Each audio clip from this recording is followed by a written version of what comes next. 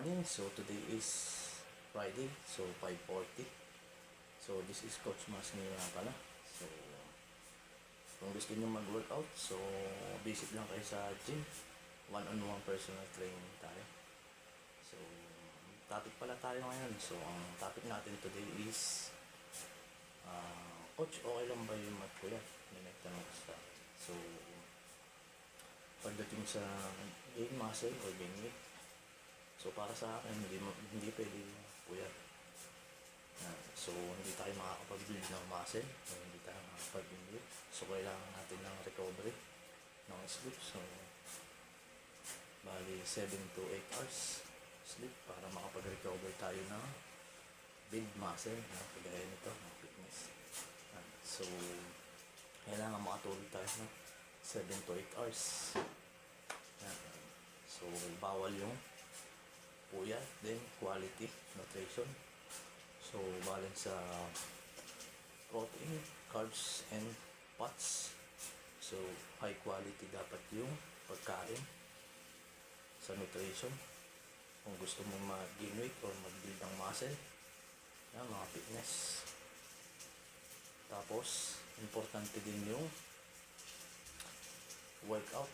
So dapat di nawawala yung workout. So 30% sa workout, and sabi nila is 70% sa training, sa diet, mga fitness.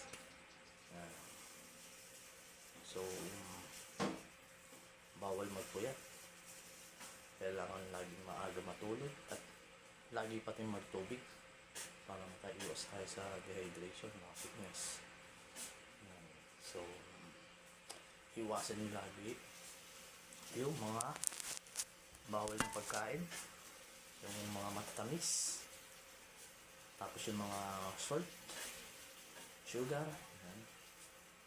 mga sodium, iwasan nyo. Tapos yung mga medyo mapats, mas mga saturated fats na pagkain, so iwasan nyo yun, mga fitness. So pag gusto mo ma-gain weight, so kain ka ng 5 times. So 5 meal sa isang araw. So pag gusto mo mag-gain weight, then pag gusto mo naman ng gain muscle, so yung high quality ng food ang kakainin mo, gaya ng mga source of protein, then carbohydrates, so hindi dapat mawawala yan, mga fitness, yung sa source of protein, then carbohydrates.